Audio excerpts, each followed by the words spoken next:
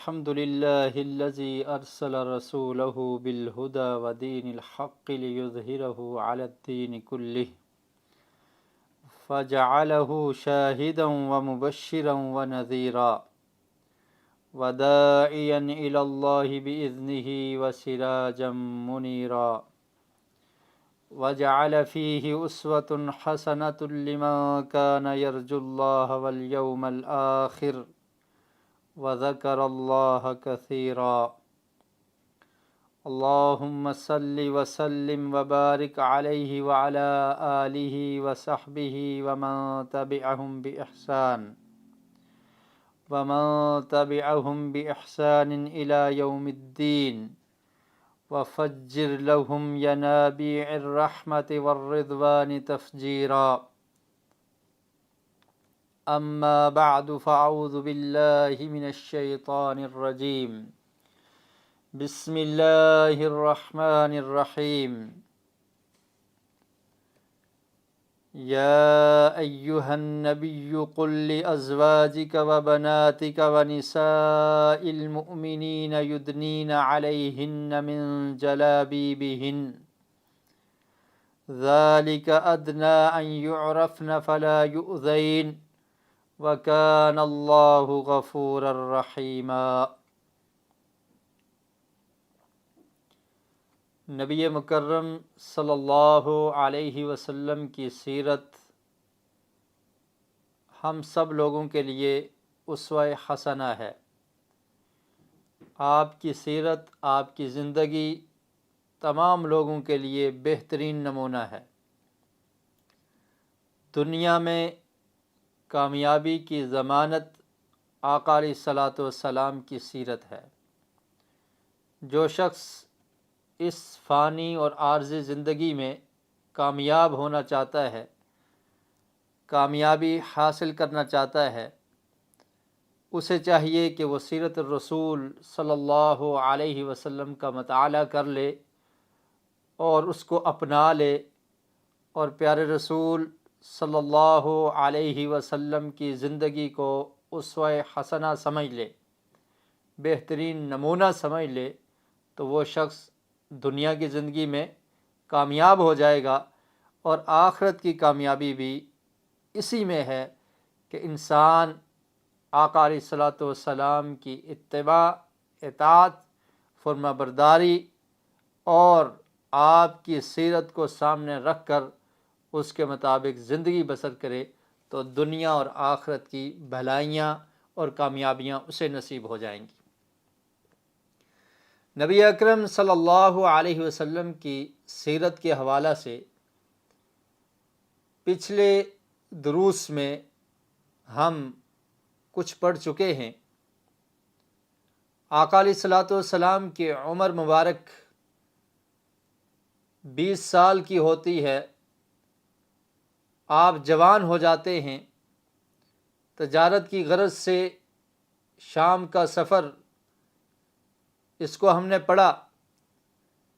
آج کے درس میں، آج کے سبق میں ہم یہ پڑھیں گے کہ پیارے رسول صلی اللہ علیہ وسلم کی شادی سب سے پہلے کب ہوئی، اور آپ کی پہلی اہلیہ، پہلی زوجہ اور ام المؤمنین وہ کون تھی،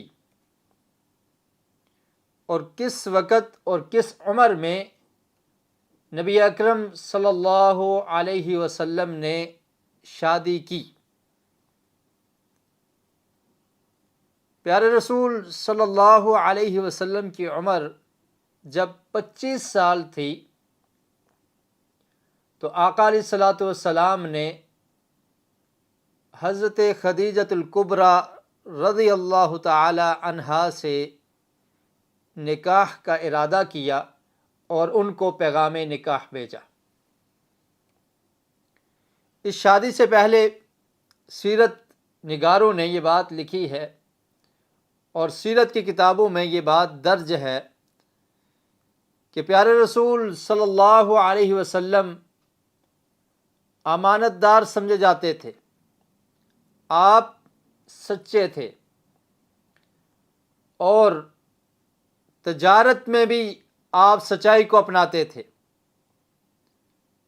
تجارت میں بھی جھوٹ نہیں بولا کرتے تھے، اور اس میں ہم سب کے لیے یہ درس ہے، اور خاص کر کے وہ لوگ جو تجارت کرتے ہیں، تو پیارے رسول صلی اللہ علیہ وسلم کی سیرت مطہرہ میں ان کے لیے یہ درس ہے کہ تجارت میں بھی جھوٹ بولنا یہ درست نہیں ہے، بلکہ اس کی سخت وعید ہے۔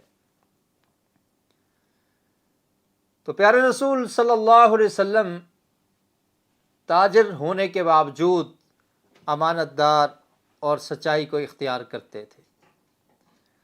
حضرت خدیجہ رضی اللہ تعالی عنہا مالدار خاتون تھی اور اعلیٰ نسب والی تھی، اونچے خاندان سے ان کا تعلق تھا،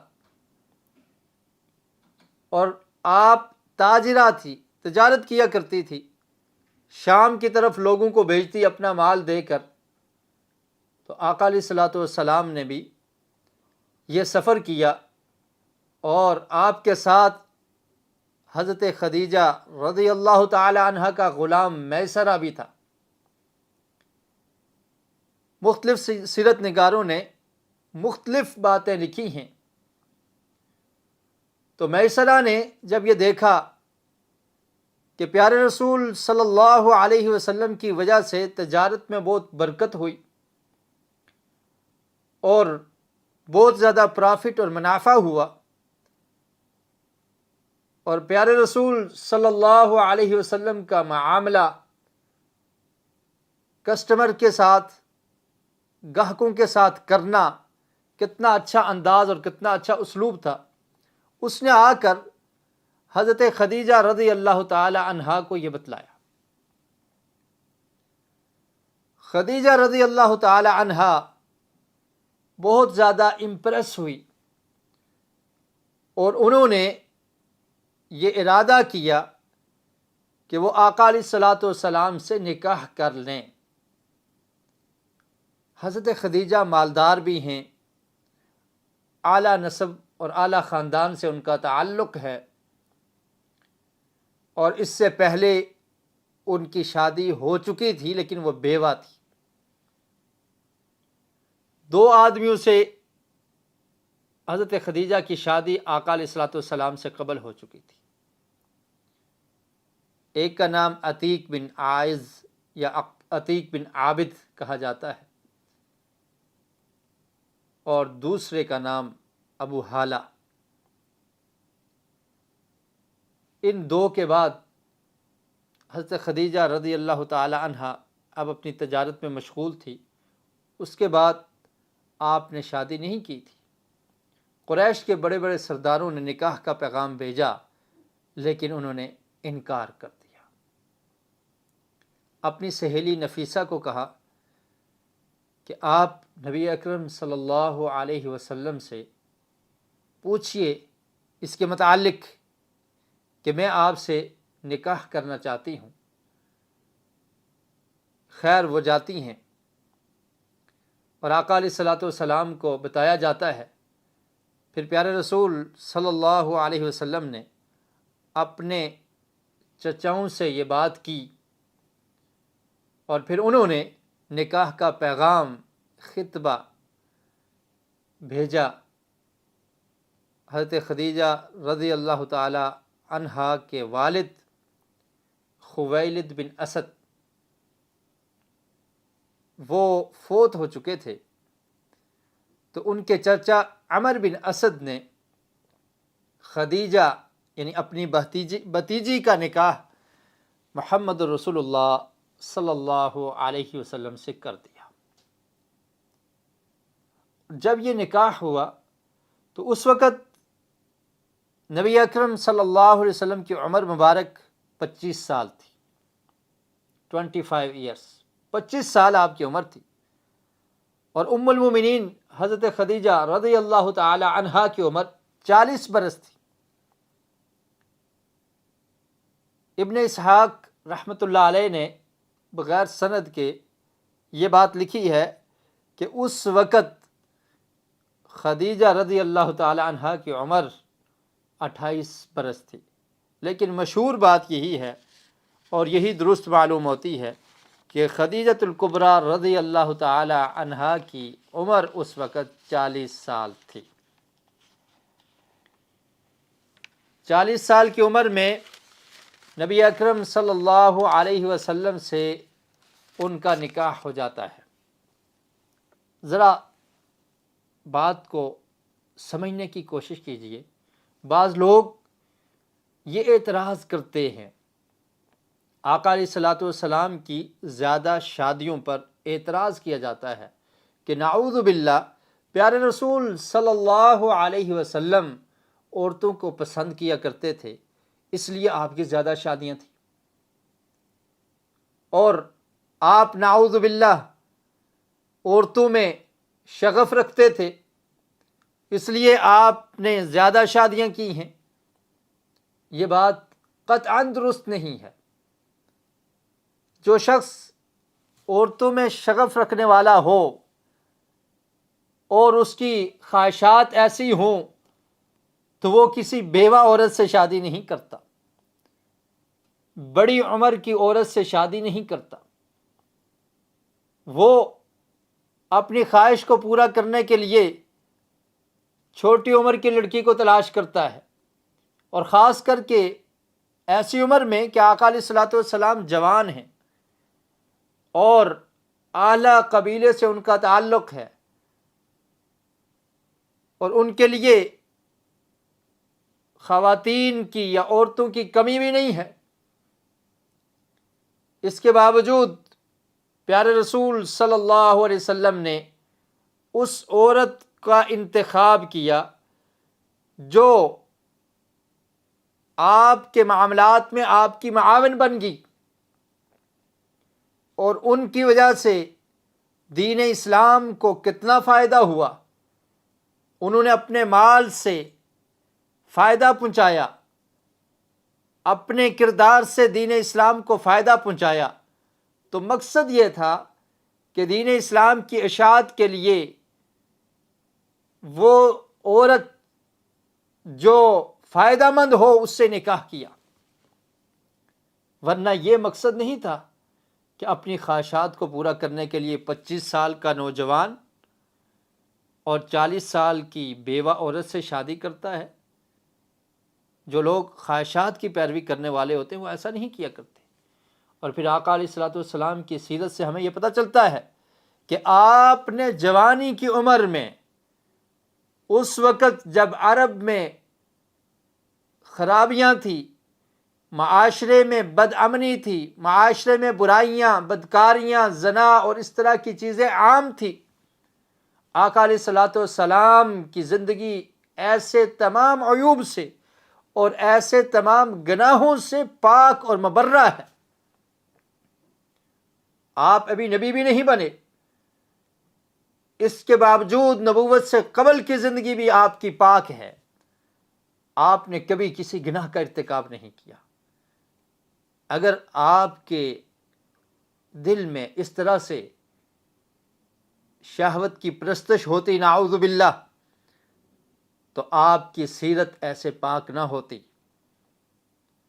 آقا علیہ الصلوۃ والسلام نے اپنی جوانی کی عمر میں بھی کبھی بدکاری کا ارتکاب نہیں کیا، کبھی گناہ نہیں کیا، کبھی شرک کے قریب نہیں گئے، اور بتوں سے بھی آپ کو نفرت تھی۔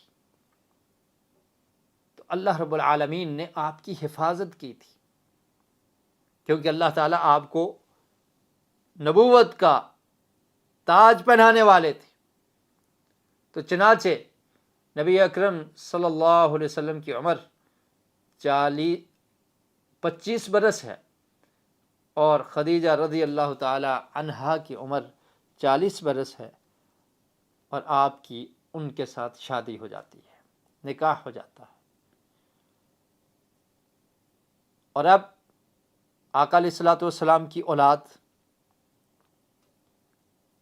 حضرت خدیجہ رضی اللہ تعالی عنہا پیارے رسول صلی اللہ علیہ وسلم کی پہلی زوجہ ہیں، ام المومنین، پہلی اہلیہ اور پہلی بیوی ہیں، اور آپ کی زندگی میں 65 سال کی عمر میں حضرت خدیجہ وفات پاتی ہیں۔ 40 سال کی عمر میں شادی ہوئی اور 65 سال میں ان کی فوتگی ہوتی ہے، وہ فوت ہوتی ہے۔ اس عرصے میں آقا علیہ الصلوۃ والسلام نے کسی اور عورت سے شادی نہیں کی۔ اس قدر پیارے رسول صلی اللہ علیہ وسلم حضرت خدیجہ سے محبت کیا کرتے تھے، اور آپ پہلی زوجہ ہیں، اور اللہ رب العالمین نے آپ کو اولاد سے نوازا تو وہ بھی حضرت خدیجہ الکبریٰ رضی اللہ تعالی عنہا کے بطن سے۔ حضرت خدیجہ رضی اللہ تعالی عنہا کے بطن سے آپ کی اولاد 6 افراد ہیں، 2 بیٹے اور 4 بیٹیاں۔ صرف ایک بیٹا جن کا نام ابراہیم تھا وہ حضرت ماریہ قبطیہ رضی اللہ تعالی عنہا کے بطن سے۔ باقی ساری اولاد حضرت خدیجہ رضی اللہ تعالی عنہا سے ہے۔ بیٹوں کے نام، سب سے پہلے بیٹا اس کا نام تھا قاسم، اور اسی سے آقا علیہ الصلوۃ والسلام کی کنیت تھی ابو القاسم، قاسم بن محمد صلی اللہ علیہ وسلم، اور یہ بھی حضرت خدیجہ رضی اللہ تعالی عنہا سے تھے۔ اس کے بعد آپ کی 4 بیٹیاں ہیں۔ پہلی بیٹی کا نام ہے زینب، دوسری بیٹی کا نام ہے رقیہ، تیسری بیٹی کا نام ہے ام کلثوم، چوتھی بیٹی کا نام ہے فاطمہ الزہرا رضی اللہ تعالی عنہن اجمعین، اور آپ کے دوسرے بیٹے کا نام عبداللہ، طاہر اور طیب کے لقب سے یہ مشہور تھے، اور آپ کے ایک اور بیٹے جن کا نام ابراہیم ہے وہ ماریہ قبطیہ رضی اللہ تعالی عنہا سے ہیں۔ تو اللہ رب العالمین نے آپ کو اولاد دی حضرت خدیجہ رضی اللہ تعالی عنہا کے بطن سے۔ آقا علیہ الصلوۃ والسلام کے نکاح کا ثبوت احادیث سے بھی واضح ہوتا ہے۔ صحیح البخاری میں حدیث ہے، حضرت عائشہ رضی اللہ تعالی عنہا بیان کرتی ہیں، فرماتی ہیں ما غرت علی امرأۃ للنبی صلی اللہ علیہ وسلم ما غرت علی خدیجہ ہلکت قبل ان یتزوجنی لما كنت اسمعه يذكرها وامره الله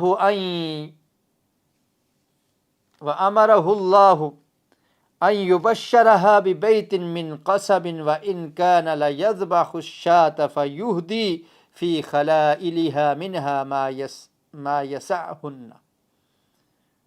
حضرت عائشہ رضی اللہ تعالیٰ عنہ فرماتی ہیں کہ مجھے نبی اکرم صلی اللہ علیہ وسلم کی بیویوں میں سے سب سے زیادہ جس پہ غیرت آتی تو وہ حضرت خدیجہ رضی اللہ تعالی عنہا تھی۔ فرماتی ہیں حالانکہ وہ میری شادی سے پہلے فوت ہو چکی تھی، اس کے بعد نبی اکرم صلی اللہ علیہ وسلم نے حضرت عائشہ رضی اللہ تعالی عنہا سے شادی کی۔ میں میری شادی سے پہلے فوت ہو چکی تھی لیکن پھر بھی مجھے ان پر غیرت آیا کرتی تھی۔ اس کی وجہ کیا تھی کہ میں آقا علیہ الصلوۃ والسلام سے سنا کرتی تھی ان کے متعلق، آپ ان کا تذکرہ کیا کرتے تھے، ان کی وفات کے بعد بھی ان کا تذکرہ پیارے رسول صلی اللہ علیہ وسلم کیا کرتے تھے۔ اور پھر اللہ کے رسول نے یہ بھی فرمایا کہ اللہ تعالیٰ نے اس کو خوشخبری سنائی تھی خدیجہ کو ببیت من قصب، کہ جنت میں ایک محل ہے جس کو موتیوں سے تیار کیا گیا ہے، ام المومنین حضرت خدیجہ رضی اللہ تعالی عنہا کے لیے۔ وَإِن كَانَ لَيَذْبَحُ الشَّاةَ فَيُهْدِي فِي خَلَائِلِهَا،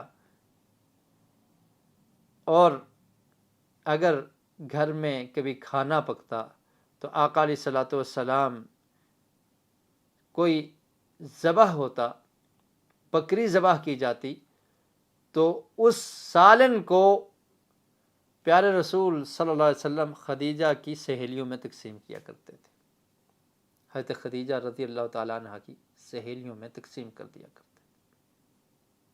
اس قدر آقا علیہ الصلوۃ والسلام حضرت خدیجہ سے محبت کیا کرتے تھے۔ اور پھر یہ وہ خاتون ہیں ام المومنین خدیجۃ الکبریٰ رضی اللہ تعالی عنہا کہ جن کو آسمان سے سلام آیا تھا۔ اس کے بارے میں ایک روایت صحیح البخاری میں ہے، اس کے راوی حضرت ابو ہریرہ رضی اللہ تعالی عنہ ہیں۔ آقا علیہ الصلوۃ والسلام کا فرمان، ھذہ خدیجۃ اتتک باناء فیہ طعام، اللہ کے رسول نے فرمایا کہ جبریل علیہ السلام آئے اور کہنے لگے کہ یہ خدیجہ ہے جو آپ کے پاس کھانا لے کر آتی ہے۔ اتتک باناء فیہ طعام، اس سے یہ بھی پتہ چلتا ہے کہ زوجہ کو اپنے شوہر کی خدمت کرنی چاہیے۔ مسلمان عورت اسے اپنے خاوند کے لیے کھانا تیار کرنا چاہیے۔ اور حضرت خدیجہ رضی اللہ تعالی عنہا نے آقا علیہ الصلوۃ والسلام کی کیسے خدمت کی، اس کی مثال دنیا میں نہیں ملتی۔ کھانے کا معاملہ ہو، حوصلہ دینے کا معاملہ ہو۔ نبوت کے بعد جب غار حرا سے واپس آئے، حضرت خدیجہ نے کن الفاظ میں پیارے رسول صلی اللہ علیہ وسلم کو حوصلہ دیا، اس کا ذکر انشاءاللہ آنے والے دروس میں ہوگا۔ اور کس قدر اپنے مال کو بلکہ اپنی جان کو اور اپنے سب کچھ کو اللہ کے رسول کے لیے قربان کر دیا۔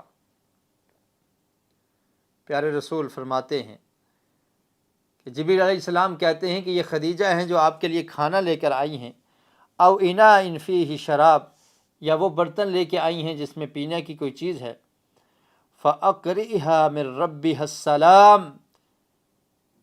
رب کی طرف سے سلامتی ہو ان پر، اللہ رب العالمین نے ان پر سلام بھیجا ہے۔ وَبَشِّرْهَا بِبَيْتٍ مِّن قَصَبٍ لَا صَخَبٍ فِيهِ وَلَا نَصَبٍ، اللہ نے سلام بھیجا ہے اور پھر کہا ہے کہ ان کو خوشخبری سنا دیجئے۔ پہلی خاتون ہیں جنہوں نے اسلام قبول کیا، نبی اکرم صلی اللہ علیہ وسلم کی نبوت اور رسالت پر ایمان لائی، اسلام کو قبول کر لیا، یہ پہلی خاتون ہے۔ اور پھر آپ ذرا غور کیجئے، وہ لوگ جو اس طرح کے اعتراض کرتے ہیں کہ آقا علیہ الصلوۃ والسلام کی زیادہ شادیاں اس لیے تھی کہ آپ خواتین میں شغف رکھتے تھے، ذرا اندازہ کیجئے کہ 25 سال کی عمر میں 40 سال کی خاتون خدیجہ رضی اللہ تعالی عنہا سے شادی کی، اور پھر شادی کے بعد آقا علیہ الصلوۃ والسلام مہینہ مہینہ غار حرا میں جا کے عبادت کیا کرتے تھے۔ آپ کو علیحدگی پسند تھی۔ جو شخص عورتوں میں اس طرح سے شغف رکھنے والا ہو وہ ایک رات دور نہیں رہ سکتا۔ تو یہ تمام کے تمام وہ اعتراضات ہیں جو باطل ہیں، جن کی کوئی حیثیت نہیں ہے۔ جو غیر مسلم لوگ اس طرح کے اعتراضات کرتے ہیں اور اسلام اور سیرت سے دور مسلمانوں کے ذہنوں میں بھی اس طرح کے شکوک و شبہات پائے جاتے ہیں۔ ہمیں یہ غور کرنا چاہیے، فکر کرنی چاہیے کہ اگر ہم اس طرح کی باتیں کریں گے تو ہم نبی اکرم صلی اللہ علیہ وسلم کی شان میں گستاخی کا ارتکاب کر بیٹھیں گے اور ہمارے ایمان کو خطرہ لاحق ہو جائے گا، کیونکہ ہم یہ ایمان لائے ہیں لا الہ الا اللہ محمد الرسول اللہ، محمد صلی اللہ علیہ وسلم کائنات کے تمام لوگوں سے افضل اور اعلیٰ، بلکہ کائنات کی تمام مخلوقات سے افضل اور اعلیٰ ہیں۔ آپ اللہ کے پیغمبر، اللہ کے رسول ہیں، آپ کے معاملات اللہ کے حکم سے ہوئے، اور اس پر ہم اعتراض کرنے والے ہوں، ہماری کیا حیثیت ہے؟ ہم اس نبی سے محبت کرنے والے مسلمان، اس پر ایمان لانے والے، ہمارے زبان سے ایسے الفاظ نکلیں، اس میں تو مومن کے ایمان کو خطرہ ہے۔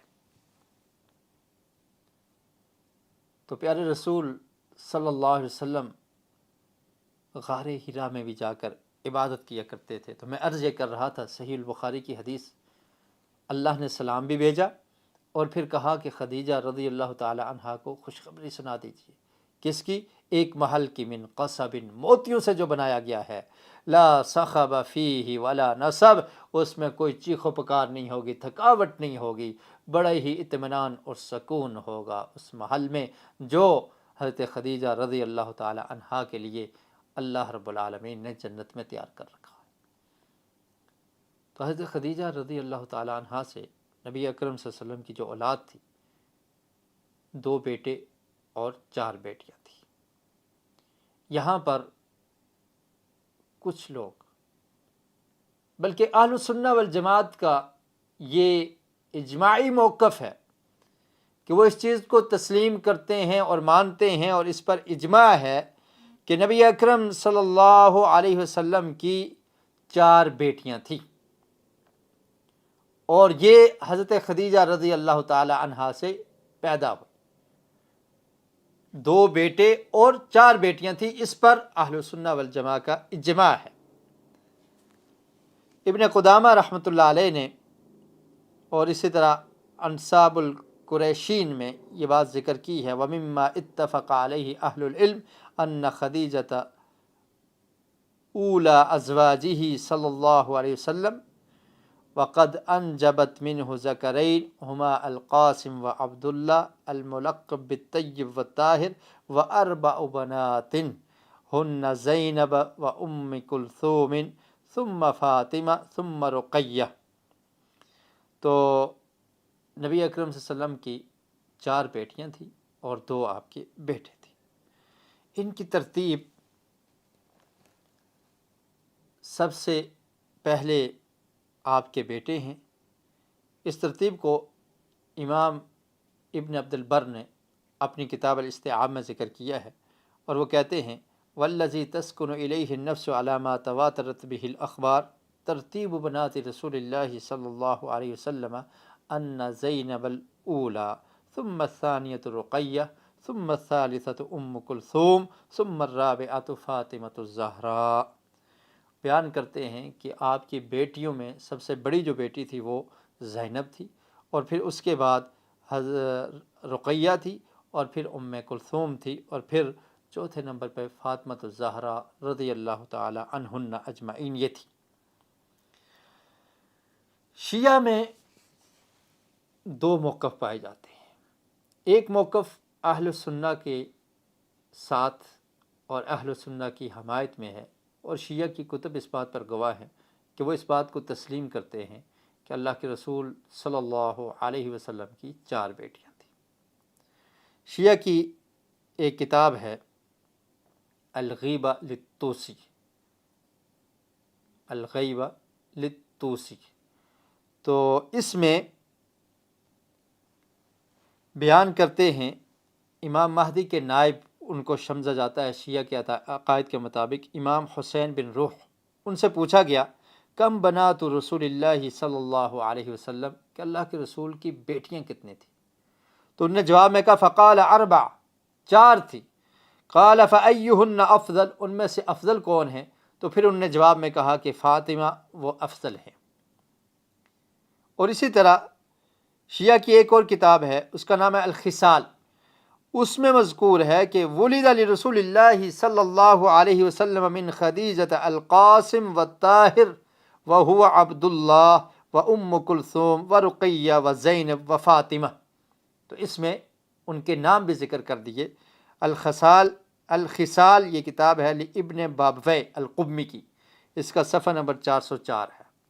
تو وہ کہتے ہیں کہ اللہ کے رسول صلی اللہ علیہ وسلم کی جو اولاد ہے حضرت خدیجہ سے، تو ان میں قاسم ہیں، طاہر ہیں جن کو عبداللہ کہا جاتا تھا، اور ام کلثوم ہیں، رقیہ ہیں، زینب ہیں اور فاطمہ ہیں۔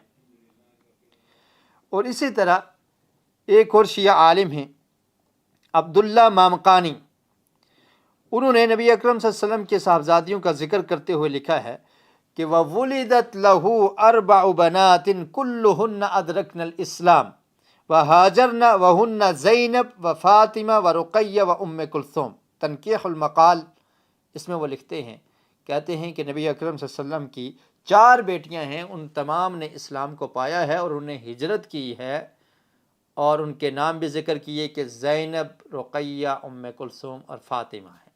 تو شیعہ نے بھی اس بات کو تسلیم کیا ہے. ان میں بھی حق گو یا حق کہنے والے کچھ لوگ ہوتے ہیں.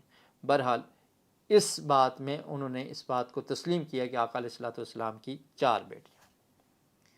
ایک دوسرا موقف جو شیعہ میں پایا جاتا ہے وہ صرف کہتے ہیں کہ پیارے رسول صلی اللہ علیہ وسلم کی صرف ایک بیٹی حضرت فاطمہ ہے. حضرت رقیہ اور ام کلثوم کا انکار کر دیتے ہیں اور کہتے ہیں کہ یہ حضرت خدیجہ رضی اللہ تعالی عنہا کی بہن تھی اور وہ فوت ہو چکی تھی، تو ان کی بیٹیاں حضرت خدیجہ کے پاس تھیں. یہ جھوٹ اور افتراء ہے، اور ایسا جھوٹ اور افتراء اور تہمت لگا کر نبی اکرم صلی اللہ علیہ وسلم کی پاک سیرت اس پر انگلیاں اٹھانے کا موقع فراہم کیا جاتا ہے. اور پھر آپ نے یہ بھی سنا ہوگا کہ بعض لوگ اس طرح کے شکوک و شبہات پیش کرتے ہیں، اور شیعہ میں سے ہی کچھ لوگ ایسا کرنے کی کوشش کرتے ہیں کہ وہ کہتے ہیں دیکھیں جی، آقا علیہ الصلوۃ والسلام کی عمر 25 سال تھی جب آپ کی شادی ہوئی، اور حضرت خدیجہ کی عمر رضی اللہ تعالی عنہا ان کی عمر 40 سال تھی. اور پھر جب پیارے رسول صلی اللہ علیہ وسلم کی عمر 40 سال ہوئی تو آپ کو نبوت سے سرفراز کیا گیا، آپ کو نبوت کا تاج پہنایا گیا، آپ نبی بن گئے. اس سے پہلے آپ کی بیٹیاں 3 بیٹیاں کم از کم، اور اگر چوتھی بیٹی کے بارے میں حضرت فاطمہ رضی اللہ تعالیٰ عنہ کی ولادت کے میں بھی یہ قول ملتا ہے کہ آقا علیہ الصلوۃ والسلام کی عمر جب 35 برس تھی تو پھر ان کی ولادت ہوئی. تو کہتے ہیں دیکھیں جی، جب آپ نبی بنے اس سے پہلے آپ کی 3 بیٹیاں اور 2 بیٹے یہ موجود تھے، اور یہ بیٹیاں ان کی شادی بھی ہوگی، تو یہ کیسے ممکن ہے؟ یہ اس طرح کا ایک شبہ لوگ پیدا کرنے کی کوشش کرتے ہیں. اگر آپ تاریخ کی کتابوں کو اور تاریخی روایات کو پڑھیں گے تو اس سے یہ بات بالکل ثابت ہوتی ہے کہ نبی اکرم صلی اللہ علیہ وسلم کی جو پہلی بیٹی ہیں حضرت زینب رضی اللہ تعالی عنہا، ان کی پیدائش بعثت سے قبل ہوئی، اور پھر اس کے بعد ان کی شادی ان کے خالہ کے بیٹے ابو العاص سے کر دی گئی، اور بعد میں ابو العاص رضی اللہ تعالی عنہ انہوں نے اسلام کو بھی قبول کر لیا. اور پھر عرب میں یہ رواج تھا، یہ عیب نہیں تھا کہ بڑی عورت سے شادی کرنا اس کو بھی عیب نہیں سمجھا جاتا تھا. جیسے حضرت خدیجہ رضی اللہ تعالی عنہا سے آقا علیہ الصلوۃ والسلام کی شادی ہوئی، اور اسی طرح چھوٹی عمر میں نکاح کر دینا اس کو عیب نہیں سمجھا جاتا تھا، اور اس معاشرے میں یہ چیز پائی جاتی تھی. تو بعثت سے قبل آقا علیہ الصلوۃ والسلام کے جو بیٹے پیدا ہوئے ان کا نام تھا قاسم، اور اسی لیے ان کو ابو القاسم کہا جاتا تھا. تو اس کے بارے میں امام نووی رحمۃ اللہ علیہ اپنی کتاب تہذیب الاسماء واللغات میں لکھتے ہیں، کان لہ صلی اللہ علیہ وسلم ثلاثۃ بنین، کہ اللہ کے رسول صلی اللہ علیہ وسلم کے 3 بیٹے تھے. القاسم، ایک ان میں سے قاسم تھے، اور اسی وجہ سے ان کو ابو القاسم کہا جاتا تھا. ولد قبل النبوۃ وتوفی وہو ابن سنتین، تو وہ پہلے پیدا ہوئے، نبوت سے قبل آپ پیدا ہوئے، اور 2 سال کی عمر میں قاسم فوت ہو جاتے ہیں. اور اسی طرح شیعہ عالم ہیں ابو جعفر محمد بن یعقوب بن اسحاق کلینی، انہوں نے لکھا ہے کہ وَتَزَوَّجَ خَدِیجَةَ وَهُوَ ابْنُ بِضْعٍ وَعِشْرِينَ سَنَةً فَوُلِدَ لَهُ مِنْهَا قَبْلِ مَبْعَثِهِ عَلَيْهِ السَّلَامُ القاسم ورقیہ وزینب وام کلثوم. الکافی، اس کتاب میں شیعہ عالم ابو جعفر محمد بن یعقوب بن اسحاق کلینی نے لکھا ہے کہ خدیجہ رضی اللہ تعالی عنہا سے جب نبی اکرم صلی اللہ علیہ وسلم کی شادی ہوئی تو اس وقت آقا علیہ الصلوۃ والسلام کی عمر 20 سال سے زیادہ تھی، اور پھر ان سے جو اولاد ہوئی ان میں قاسم ہیں، رقیہ ہیں، زینب ہیں اور ام کلثوم ہیں۔ تو انہوں نے بھی اس بات کو تسلیم کیا ہے کہ آقا علیہ الصلوۃ والسلام کی یہ اولاد ہیں۔ اور اسی طرح بعثت سے قبل آپ کے بیٹے قاسم کی پیدائش ہوئی، اور پھر اس کے بعد زینب بنت محمد صلی اللہ علیہ وسلم کی ولادت ہوئی۔ اس کے بارے میں حافظ ابن حجر رحمۃ اللہ علیہ لکھتے ہیں وَقَدْ وُلِدَتْ قَبْلَ الْبِعْثَةِ بِمُدَّةٍ قِيلَ إِنَّهَا 10 سنين وتزوجها ابن خالتها ابو العاص بن ربیع۔ الاصابہ میں لکھا ہے کہ بعثت سے قبل حضرت زینب رضی اللہ تعالی عنہا کی ولادت ہوتی ہے، پیدائش ہوتی ہے، اور یہ بھی کہا گیا ہے کہ بعثت سے 10 سال پہلے، یعنی آقا علیہ الصلوۃ والسلام کی بعثت 40 سال کی عمر میں ہوئی، تو 10 سال پہلے 30 سال کی عمر میں جب آقا علیہ الصلوۃ والسلام کی عمر تھی 30 سال، تو اس وقت حضرت زینب کی ولادت ہوتی ہے، اور پھر تقریباً 10 سال کی عمر میں حضرت زینب کی شادی ان کے خالہ کے بیٹے ابو العاص سے کر دی گئی۔ اور عرب میں یہ رواج تھا، جیسے نبی اکرم صلی اللہ علیہ وسلم کی شادی حضرت عائشہ رضی اللہ تعالی عنہا سے ہوئی، اور آپ کی عمر رخصتی کے وقت 9 برس تھی، تو بلوغت کے بعد نکاح کر دیا جاتا تھا چھوٹے عمر میں۔ تو اسی طرح نبی اکرم صلی اللہ علیہ وسلم کی جو بیٹی تھی زینب، تو ان کا نکاح ہو گیا ابو العاص سے، اور بعد میں ابو العاص رضی اللہ تعالیٰ عنہ انہوں نے اسلام کو بھی قبول کر لیا۔ تو اس میں کون سے تعجب کی بات ہے؟ خواہ مخواہ شکوک و شبہات پیدا کرنے کی کوشش کی جاتی ہے۔ اور اسی طرح حضرت زینب کے بعد حضرت رقیہ بنت محمد صلی اللہ علیہ وسلم، امام ابن عبد البر نے لکھا ہے وَوُلِدَتْ رُقَيَّةُ بِنْتُ رسول اللہ صلی اللہ علیہ وسلم ورسول اللہ صلی اللہ علیہ وسلم ابن 33 سنہ، کہ آقا علیہ الصلوۃ والسلام کی عمر جب 33 سال تھی تو اس وقت رقیہ پیدا ہوتی ہے۔ تو یہ بھی بعثت سے قبل ان کی پیدائش ہوئی، 33 سال پیارے رسول کی عمر تھی تو اس وقت حضرت رقیہ پیدا ہوتی ہیں۔ الاستیعاب امام ابن عبد البر کی کتاب ہے، انہوں نے اس بات کو لکھا ہے۔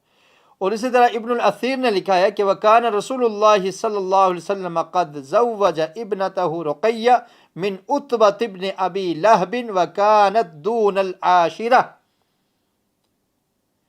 کہ نبی اکرم صلی اللہ علیہ وسلم نے جب اپنی بیٹی رقیہ کی شادی ابو لہب کے بیٹے عتبہ سے کی تو اس وقت وہ 10 سال کے قریب تھی، یا 10 سال سے کم تھی ان کی عمر۔ الاصابہ میں اسد الغابہ میں ابن الاثیر رحمۃ اللہ علیہ نے یہ بات لکھی ہے۔ اور جو لوگ یہ اعتراض کرتے ہیں کہ نبی اکرم صلی اللہ علیہ وسلم نے حضرت عائشہ سے شادی کی کم عمری میں، تو انہیں ذرا غور کرنا چاہیے، ہوش کے ناخن لینے چاہیے، دیکھنا چاہیے کہ آقا علیہ الصلوۃ والسلام نے اپنی بیٹیوں کی شادی یا ان کا نکاح کس عمر میں کیا۔ 10 سال کی عمر میں زینب رضی اللہ تعالیٰ عنہ کا نکاح ان کے خالہ کے بیٹے ابو العاص سے ہو گیا، اور 10 سال کے قریب یا اس سے کم عمر میں اپنی بیٹی رقیہ رضی اللہ تعالی عنہ ان کا نکاح ابو لہب کے بیٹے عتبہ کے ساتھ کر دیا۔ اور اس کے بعد آپ کی تیسری بیٹی اور حضرت زینب رضی اللہ تعالی عنہ، ان کی وفات 8 ہجری میں ہوئی، اور حضرت رقیہ رضی اللہ تعالی عنہ ان کی وفات 2 ہجری میں ہوئی۔ جب آقا علیہ الصلوۃ والسلام بدر کی طرف گئے تو اس وقت حضرت رقیہ وفات پا جاتی ہے۔ آپ کی تیسری بیٹی ہیں ام کلثوم بنت محمد، یہ بعثت سے قبل ان کی پیدائش ہوئی، اور رقیہ کی ولادت کے 1 سال بعد یہ پیدا ہوئی، یعنی آقا علیہ الصلوۃ والسلام کی عمر 33 برس تھی تو حضرت رقیہ پیدا ہوئی تو 1 سال بعد جب 34 برس آپ کی عمر تھی تو اس وقت کلثوم پیدا ہوتی ہے، اور بعثت سے قبل ہی ان کا نکاح ابو لہب کے دوسرے بیٹے عتیبہ اس سے نکاح ہوا حضرت کلثوم رضی اللہ تعالی عنہ کا، یعنی حضرت رقیہ کا اور کلثوم کا نکاح کس سے ہوا؟ ابو لہب کے 2 بیٹوں سے، عتبہ اور عتیبہ سے، اور 10 سال یا اس سے کم عمر میں نکاح ہوا تھا۔ ابھی رخصتی نہیں ہوئی تھی حضرت رقیہ اور حضرت کلثوم رضی اللہ تعالیٰ عنہما کی، صرف نکاح ہوا تھا۔ تو قرآن مجید کی یہ صورت جب نازل ہوئی، تبت یدا ابی لہب وتب، ابو لہب نے جس طرح سے آقا علیہ الصلوۃ والسلام کی مخالفت کی، تو پھر قرآن نے یہ اعلان کر دیا کہ ابو لہب ہلاک ہو گیا ہے، اس کی ہلاکت کا اعلان قرآن میں ہو گیا، اس کے دونوں ہاتھ ٹوٹ گئے۔ تو اس وقت ابو لہب نے اپنے بیٹوں سے کہا، اور ان کی والدہ جمیل نے بھی کہا اپنے بیٹوں سے، عتبہ اور عتیبہ سے، کہ تم دونوں محمد صلی اللہ علیہ وسلم کی بیٹیوں کو طلاق دے دو۔ چنانچہ انہوں نے اپنے والد کے حکم کو مانا اور پیارے رسول صلی اللہ علیہ وسلم کی بیٹیوں رقیہ اور کلثوم کو طلاق دے دی گی۔ ذرا تصور کیجئے، غور کیجئے، دین اسلام کے لیے آقا علیہ الصلوۃ والسلام نے کتنی مشکلات کو برداشت کیا، کتنی پریشانیوں کو جھیلا، اپنے دشمن بن جاتے ہیں۔ ابو لہب آپ کا چچا ہے اور آپ کے بارے میں کہتا ہے تبا لک یا محمد، محمد صلی اللہ علیہ وسلم تیرے لیے ہلاکت ہو، تو نے اس لیے ہمیں جمع کیا ہے۔ اور پھر بیٹیوں کو طلاق ہو جاتی ہے صرف اس وجہ سے کہ پیارے رسول صلی اللہ علیہ وسلم نے توحید کا پیغام مشرکین کو، قریش کے لوگوں تک پہنچایا، ان کو توحید کی دعوت دی۔ اس توحید کے پیغام کو پہنچانا تھا، اس دعوت کو دینا تھا کہ آپ پر اذیت، آپ پر مشکلات، آپ پر مصائب آتے چلے گئے، اور پھر آپ کی بیٹیوں کو بھی طلاق دے دے گی۔ تو میں بتانا یہ چاہ رہا تھا کہ تاریخی کتابیں اس بات پر گواہ ہیں کہ نبی اکرم صلی اللہ علیہ وسلم کی جو اولاد تھی وہ حضرت خدیجہ رضی اللہ تعالی عنہا سے ہوئی، اور آپ کی 4 بیٹیاں تھیں، اور حضرت رقیہ، حضرت زینب، حضرت رقیہ اور کلثوم رضی اللہ عنہن، ان کا نکاح بعثت سے قبل ہو چکا تھا۔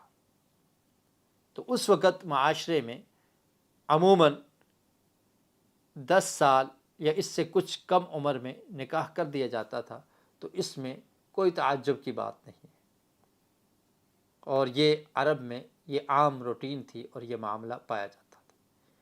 جب آقا علیہ الصلوۃ والسلام کی بیٹی حضرت رقیہ کو ابو لہب کے بیٹے نے طلاق دے دی، کلثوم کو بھی طلاق ہو جاتی ہے، تو پھر ان کا نکاح حضرت عثمان رضی اللہ تعالی عنہ سے ہوا۔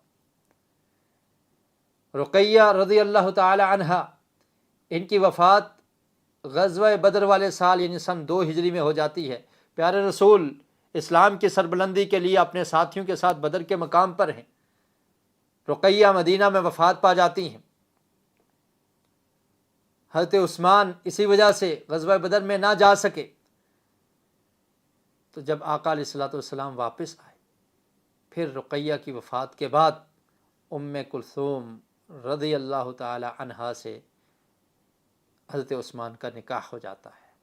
آقا علیہ الصلوۃ والسلام نے حضرت عثمان کے نکاح میں اپنی دوسری بیٹی کلثوم کو بھی دے دی، اور کلثوم رضی اللہ تعالی عنہ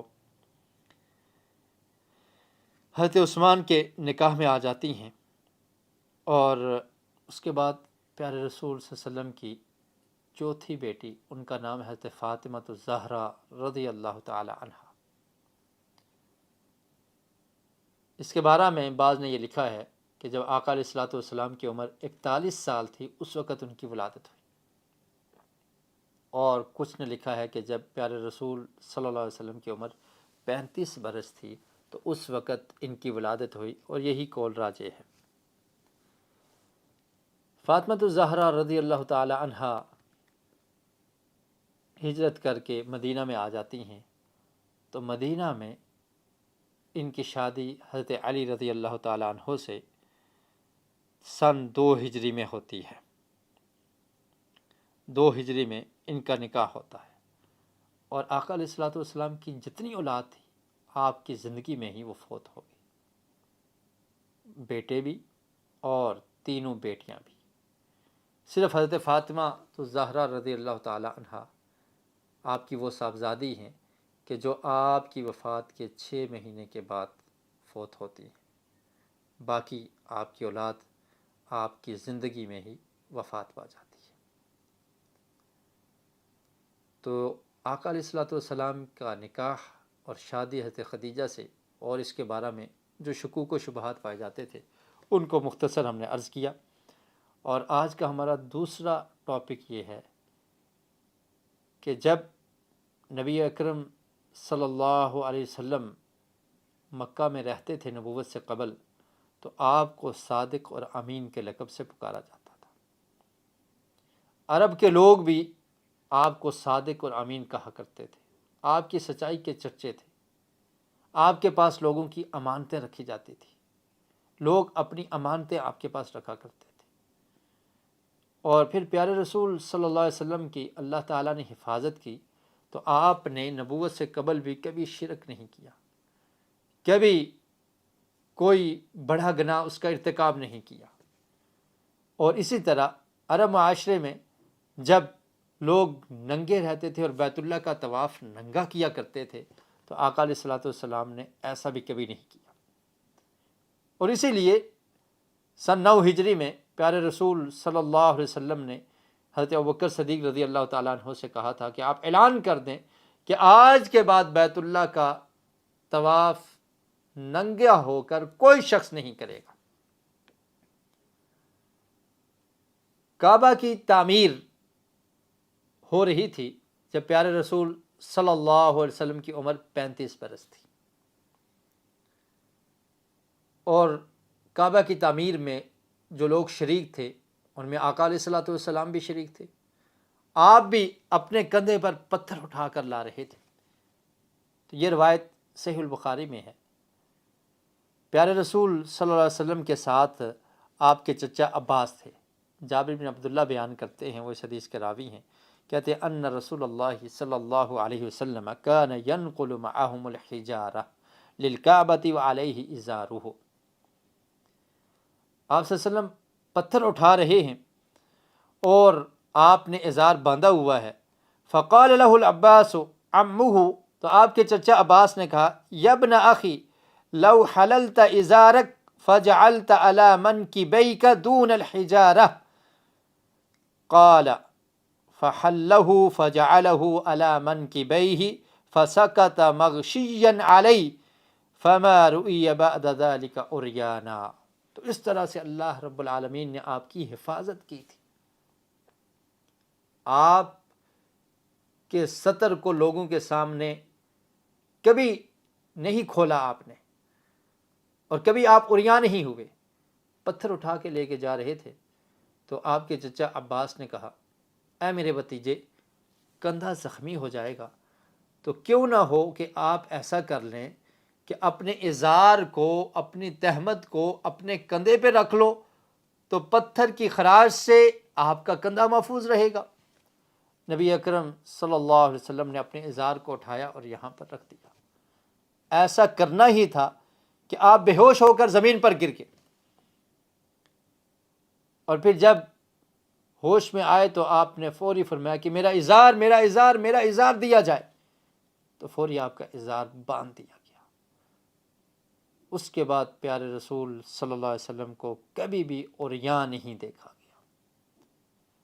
تو اسلام حیا، پاک دامنی، عفت کا درس دیتا ہے۔ اسلام جینے کا سلیقہ سکھاتا ہے۔ اسلام نے آ کر لوگوں کو دنیا میں رہنے کا سلیقہ اور طریقہ سکھایا۔ اس سے پہلے وہ لوگ بیت اللہ کا طواف بھی عریاں ہو کر کیا کرتے تھے، ننگے جسموں کے ساتھ کیا کرتے تھے۔ تو پیارے رسول صلی اللہ علیہ وسلم کی حفاظت اللہ رب العالمین نے نبوت سے قبل بھی کی کہ آپ سے کوئی ایسا معاملہ نہیں سرزد ہوا جس کو عیب سمجھا جاتا تھا، اور آپ اتنے با اخلاق تھے اور اس قدر با کردار تھے کہ لوگ آپ کو صادق کہتے، لوگ آپ کو امانت دار کہتے، اور آپ کے پاس اپنی امانتیں رکھا کرتے تھے۔ اس حوالے سے ایک اور واقعہ، جب قریش نے کعبہ کی تعمیر کو شروع کیا، کعبہ کو تعمیر کرنے لگے، تو قریش نے یہ عہد کیا کہ اس میں ہم صرف وہ مال لگائیں گے جو حلال مال ہے، حرام مال اس میں شامل نہیں کیا جائے گا۔ تو کعبہ کی تعمیر کا آغاز کیا، تمام قبائل مل کر رہے تھے، اور سب پتھر لے کر آتے اور بیت اللہ کو، کعبہ کو تعمیر کیا جاتا۔ اب پتھر لگاتے لگاتے جب اس جگہ پر پہنچے کہ جہاں پر حجر اسود کو نصب کرنا تھا، تو اختلاف پیدا ہو جاتا ہے۔ 3-4 دن تک اختلاف رہا۔ ہر قبیلہ اس کوشش میں ہے کہ یہ سعادت مجھے مل جائے، میں حجر اسود کو اس کی جگہ پر نصب کروں۔ اب اختلاف ہے، اور اختلاف اس قدر بڑھ گیا کہ خون خرابے کا خطرہ تھا۔ چنانچہ ابو امیہ بن المغیرہ، یہ قریش کا بڑا شخص تھا، عمر رسیدہ تھا۔ چوتھے دن جب قریش کے لوگ بیٹھے تھے تو اس نے یہ کہا کہ ایسا کرتے ہیں کہ اس معاملے کا کوئی فیصلہ کیا جائے، یہ اختلاف بڑھتا جا رہا ہے، اس کو کنٹرول کیا جائے۔ تو اس نے کہا کہ میری ایک رائے ہے، اس کو مان لو کہ ہم یہ بات طے کرتے ہیں کہ کل کے دن بیت اللہ میں، کعبہ میں جو سب سے پہلے داخل ہوگا اور بنو شیبہ دروازے سے جو سب سے پہلے انٹر ہوگا، تو وہ جو فیصلہ کرے گا ہم اس کے فیصلے کو مان لیں گے۔ چنانچہ سب اس پہ راضی ہو گئے کہ یہ بات درست ہے، جو شخص سب سے پہلے آئے گا اس کی بات کو مان لیا جائے گا۔ تو اللہ کا کرنا ایسا ہوا کہ دوسرے دن سب سے پہلے داخل ہونے والے وہ میرے اور آپ کے پیارے رسول نبی اکرم صلی اللہ علیہ وسلم تھے۔ ابھی نبوت نہیں ملی، 35 سال کی عمر ہے آپ کی۔ اس وقت یہ واقعہ پیش آیا جب آقا علیہ الصلوۃ والسلام دروازے سے داخل ہوئے، تو عرب کے لوگوں نے، قریش کے لوگوں نے یہ آواز بلند کر دی، آتاکم الامین رضیناہ، ہم راضی ہو گئے ہیں، یہ امانت دار شخص ہے، یہ جو فیصلہ کرے گا ہم اس کو مان لیں گے، تسلیم کر لیں گے۔ یہ سیرت النبی کے دروس ہیں۔ مومن امانت دار ہوتا ہے، نبی کا امتی، نبی کا پیروکار، نبی سے محبت کرنے والا، نبی کی سیرت کو اپنانے والا، وہ امانت دار ہوتا ہے، وہ صادق ہوتا ہے، وہ وعدہ خلافی کرنے والا نہیں ہوتا، وہ جھوٹ بولنے والا نہیں ہوتا، وہ خائن نہیں ہوتا۔ تو وہ لوگ خوش ہو جاتے ہیں۔ دشمن جو بعد میں دشمن بن گئے، دعوت کو جنہوں نے قبول نہ کیا، ان نے بھی یہ اعلان کیا، آتاکم الامین، امانت دار محمد صلی اللہ علیہ وسلم وہ آ گئے ہیں، ان کے فیصلے کو ہم مان لیں گے۔ پھر دیکھیے کیسا عادلانہ فیصلہ کیا اور کیسا بہترین فیصلہ کیا، تاریخ میں اس کی مثال نہیں ملتی۔ آقا علیہ الصلوۃ والسلام نے قریش کے رؤساء کو جمع کیا، سرداروں کو جمع کیا، اور انہیں کہا کہ ایسا کرو، ایک کپڑا لایا جائے، ایک چادر منگوائی، اور اس چادر میں، اس کپڑے کے اندر حجر اسود کو رکھ دیا۔ جب اس کپڑے میں رکھ دیا تو اس کے بعد تمام رؤساء کو کہا کہ اس کپڑے کو تم تھام لو، اس چادر کو تھام لو، پکڑ لو۔ ہر قبیلہ اور اس قبیلے کا رئیس ایک کنارے سے اس چادر کو پکڑ لے، اور سب نے مل کر اس چادر کو اٹھایا اور اوپر کر دیا۔ جب چادر اوپر ہوئی اس مقام تک پہنچ گئی جہاں پر حجر اسود کو نصب کرنا تھا، تو آقا علیہ الصلوۃ والسلام نے اپنے مبارک ہاتھوں سے اس پتھر کو، جنتی پتھر کو، حجر اسود کو اٹھایا اور اس کی جگہ پر نصب کر دیا جہاں پر ابراہیم علیہ السلام نے جب تعمیر کیا تھا تو اس کو نصب کیا گیا تھا۔ اس طرح سے یہ اختلاف ختم ہو گیا۔ یہ حکمت ہے، یہ دانائی ہے، اور یہ بہترین فیصلہ تھا جو نبی اکرم صلی اللہ علیہ وسلم نے کیا، اور اس پر وہ عرب کے رؤساء اور عرب کے وہ لوگ راضی ہو جاتے ہیں، خوش ہو جاتے ہیں، اور آپ کے فیصلے کو مان لیتے ہیں۔ اس میں ایک حکمت یہ بھی تھی کہ اس کے 5 سال کے بعد 40 سال کی عمر میں جب پیارے رسول صلی اللہ علیہ وسلم کو نبی بنایا گیا، جب آپ نے نبوت کا اعلان کیا، جب آپ پر جبریل علیہ السلام آئے، اس کے بعد آپ نے لوگوں کو تبلیغ کی اور اپنے قریبی لوگوں کو جمع کیا، قریش کے لوگوں کو جمع کیا 3 سال کے بعد، نبوت کے مل جانے کے 3 سال کے بعد، اور پھر ان کو کہا کہ میں تمہیں جہنم کی آگ سے ڈرانے کے لیے کھڑا ہوا ہوں، لا الہ الا اللہ کا اقرار کر لو، اللہ کی توحید کو مان لو۔ تو اس وقت ان لوگوں نے انکار کر دیا۔ تو بتانا یہ مقصد تھا کہ آج سے 5 سال قبل یہ وہی نبی ہے، یہ وہی شخص ہے، یہ وہی محمد صلی اللہ علیہ وسلم ہے کہ جن کے فیصلے پر تم راضی تھے، جن کے بارے میں تمہارے کمنٹس یہ تھے، تم یہ کہا کرتے تھے آتاکم الامین، کہ آپ امانت دار ہیں، آپ سچے ہیں، آپ جھوٹ نہیں بولتے۔ اور یاد ہوگا آپ کو کہ ہرقل نے بھی اس جگہ پر، حبشہ کے مقام پر بھی یہ گواہی دی تھی نبی اکرم صلی اللہ علیہ وسلم کے بارے میں۔ ہرقل کے دربار میں ابو سفیان نے اس وقت یہ گواہی دی تھی کہ وہ نبی سچے ہیں، وہ جھوٹ نہیں بولتے۔ تو بتانا یہ چاہتا کہ 5 سال قبل تم اس نبی کے بارے میں یہ کہہ رہے تھے کہ یہ صادق ہیں، یہ امین ہیں، اور آج جب وہ سچی بات اور سچا پیغام تم تک لے کر آئے تو تم نے یکسر اس کا انکار کر دیا، اور تم ایسے عجیب لوگ ہو کہ آج تم دشمنی پہ اتر آئے ہو۔ تو یہ بھی ایک حکمت تھی کہ اللہ رب العالمین نے اس معاملے کو نبی اکرم صلی اللہ علیہ وسلم کے ذریعے حل کروایا، اور آپ نے اس کا بہترین فیصلہ کیا۔ آقا علیہ الصلوۃ والسلام کی عمر جب 40 برس کو پہنچتی ہے تو اس وقت آپ کے پاس جبریل علیہ السلام وحی لے کر آتے ہیں۔ ہم آنے والے سبق میں اس کا انشاءاللہ ذکر کریں گے اور تفصیل کے ساتھ اس کو پڑھیں گے۔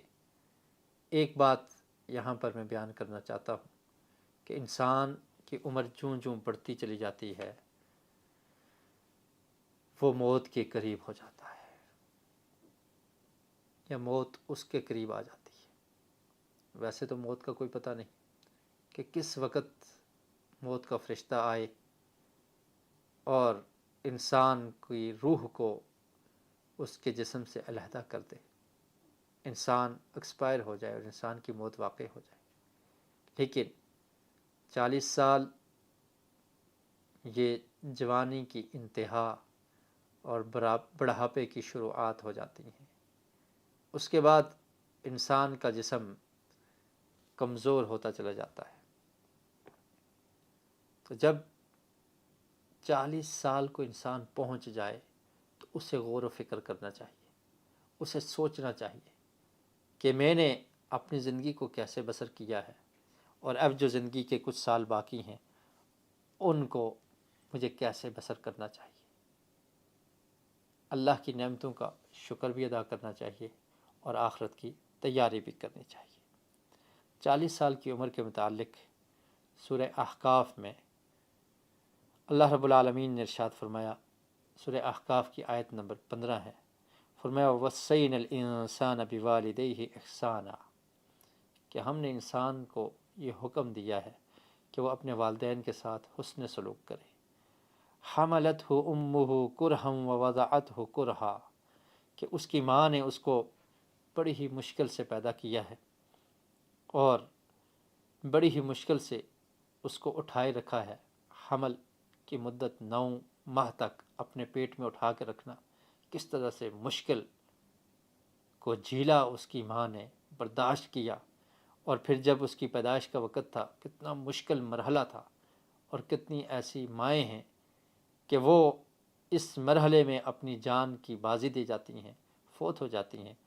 تو فرمایا کہ ہم نے انسان کو یہ حکم دیا ہے کہ اپنے والدین کے ساتھ حسن سلوک کرے، اور خصوصاً ماں کے بارے میں فرمایا کہ ماں نے کتنی مشقت سے اس حمل کو اٹھایا اور پھر اس کو پیدا کیا۔ وَحَمْلُهُ وَفِصَالُهُ 30 شہرا، اور اس کا حمل اور پھر دودھ پلانے کی مدت فرمایا کہ 2 سال، اور یہ ٹوٹل 30 شہرا 30 مہینے بنتی ہے۔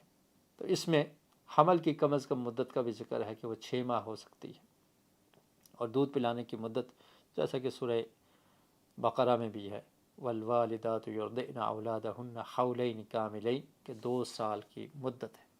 تو ماں حمل کو اٹھاتی ہے، پھر پیدا کرتی ہے، پھر اس کی پرورش کرتی ہے، 2 سال اس کو دودھ پلاتی ہے۔